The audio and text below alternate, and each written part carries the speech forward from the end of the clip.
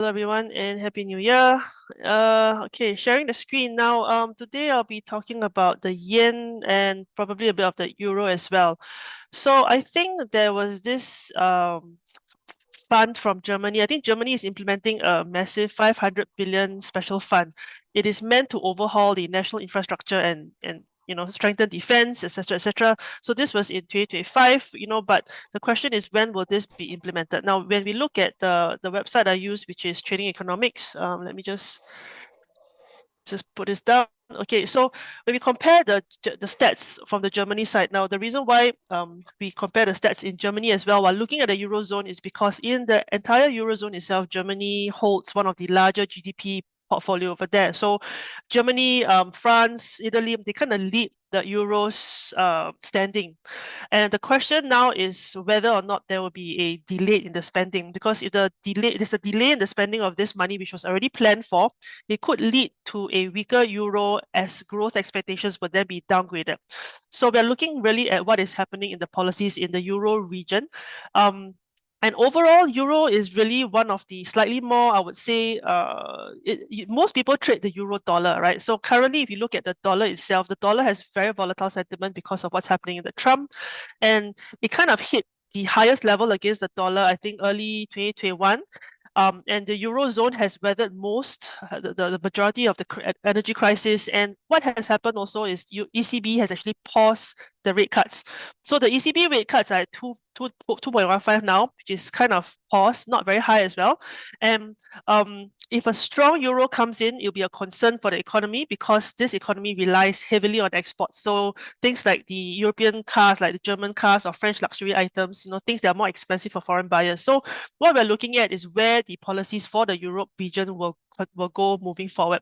Now, when we look at the entire Euro region, it's a little bit soft in comparison. If you look at the GDP figures, very low, very flat. Inflation is also below 2, which is not a bad thing, but it also hints that inflation isn't, if prices are not increasing, okay, so if prices are not increasing, there is no desire for companies to produce more. In a very basic way of explaining why prices should have a healthy increase is because you want to have a bit of productivity over in the Eurozone. So productivity looks to be a little bit stagnant.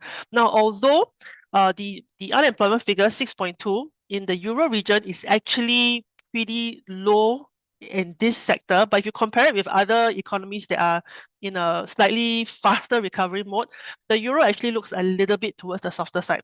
So what I'm looking for is a slightly softer euro. Now, I prefer to pick the euro because I would say the economy is a bit fragile right now. Energy costs, Germany and France, the economy is a bit split. GDP growth is very slow as well. So I think the euro is currently a little bit fragile, and that's where when I trade the fundamentals, I want to pick something that's strong and robust versus something that's weaker. The strongest versus weakest, essentially to find that potential of a move. Now, the next thing I want to look at is the Japan side. Now, Japan, I think last week there was if a lot of the Japanese pairs started turning around, and it's really basically because of the new prime minister's kind of policy stance as well. So they are a bit more hawkish right now. And the policymakers over there, they are debating on whether to increase interest rates. They're talking about how their inflation rate is 2.1%, is pretty high right now. What can they be done? Should they really control the interest rate, etc., right? So it looks to be right that because the Japan's new female leader is a bit more aggressive in the way it's moving its economy, and having won the election, I think she's really bent on showing up for it. So something different is going to happen. So what I do see an opportunity actually is in the euro yen. All right, so now the euro yen, I'm on a daily time frame right now, but what is really interesting is you go on a monthly time frame. Now, this is a monthly time frame. This is the euro yen that looks all the way to, I would say, the 1980s, 1990, right? So around the 1989, 1990 period, you can see price actually hit 187, right? And then price has never hit there before. And all the way very recently, I think just last month, it kissed 187 again. So two things weigh on me down here. On one side, the fundamental aspect is we are looking forward to a weaker euro and a slightly stronger yen because of its potential increases its interest rates plus potential recovery and intervention. And also, I think the Bank of Japan has hinted that they will be tightening right? So they're not going to provide so much liquidity in the markets anymore from the bond perspective. So coupled with the technical aspect of this pair becomes a bit interesting to me, because on one hand, you have a very strong resistance level that has been untouched for the last, I would say 20, 30 years.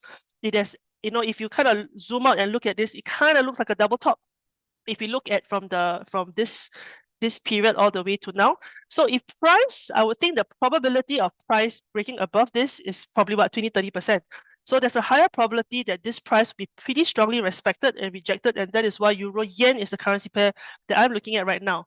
So if we go back down to the daily time frame, okay, you can already see price, the structural, from a technical perspective, the structure has already broken. You have the high, you have a lower high, you have a low, you have a lower low that's already broken.